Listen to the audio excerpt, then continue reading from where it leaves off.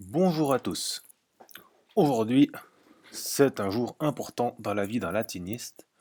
Le point que nous allons aborder aujourd'hui est essentiel à toute phrase latine. Il s'agit des verbes, et plus précisément des différents types de conjugaisons. Nous sommes donc au chapitre 6 de votre manuel, et je ferai référence à la page 62 qui concerne la grammaire. Tout d'abord, un petit rappel. Vous connaissez depuis déjà maintenant plusieurs chapitres le verbe aimer, qui se dit amo, amas, amare, amavi, amatum. Donc pour mémoire, la première forme, c'est bien la première personne du singulier, donc je, à l'indicatif présent, j'aime. Amas, la deuxième forme que l'on vous donne dans le vocabulaire, c'est bien la deuxième personne du singulier à l'indicatif présent, donc tu aimes.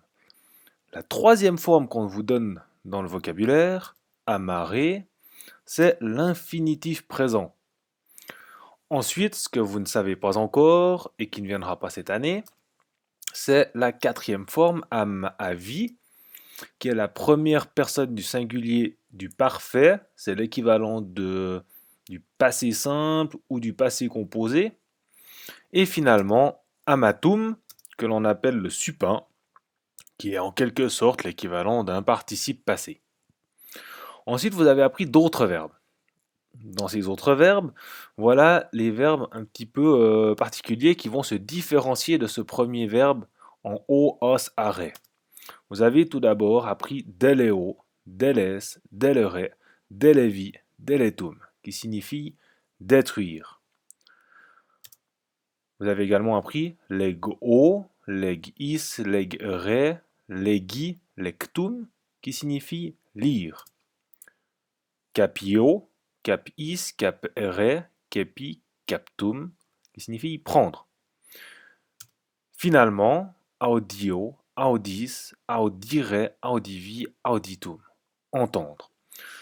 Vous pouvez voir en gras déjà ce qui va nous intéresser pour les différencier. Ce sont là vos modèles de conjugaison. Et il nous reste encore des cas un peu particuliers, comme dans toutes les langues. Il s'agit du verbe être. Sum, es, esse, fui, et rien. Il n'y a pas de supin.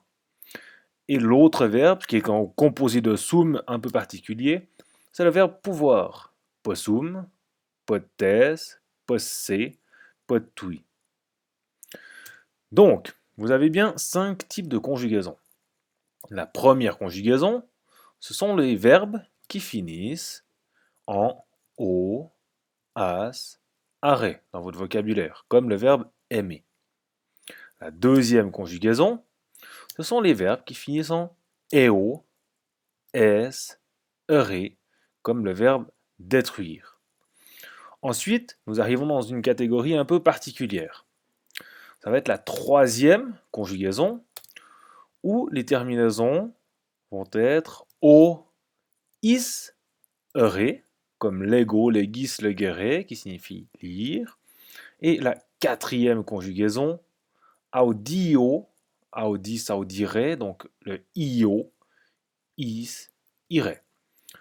On peut constater qu'entre la troisième et la quatrième, ce qui se différencie, c'est ce i à la première personne. Donc on passe de lego à aud, io.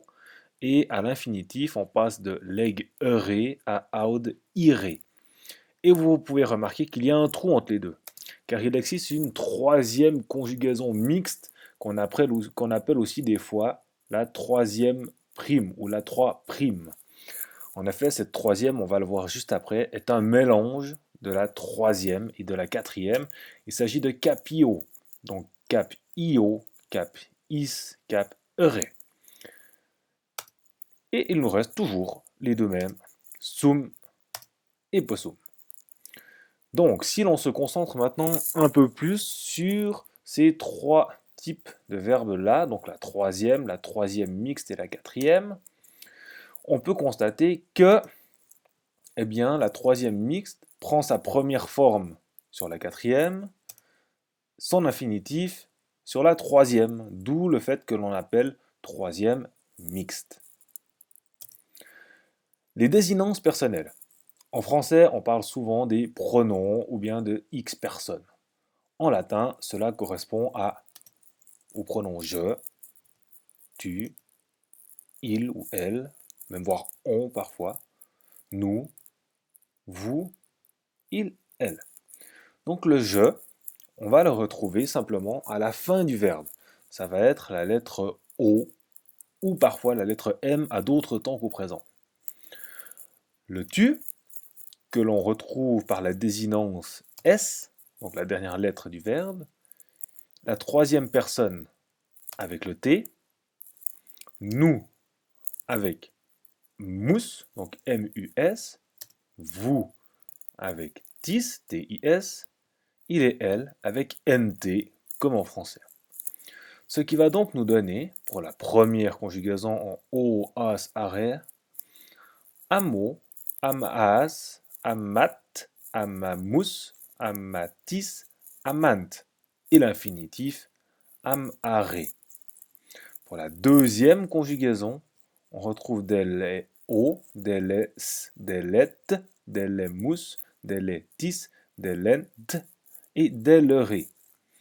Donc vous voyez bien qu'il y a certaines formes que l'on retrouve ou que l'on peut savoir uniquement grâce à l'apprentissage du vocabulaire. Pour la troisième conjugaison, eh bien, nous avons l'ego. Et ensuite, la lettre change, c'est le vocabulaire qui nous le dit.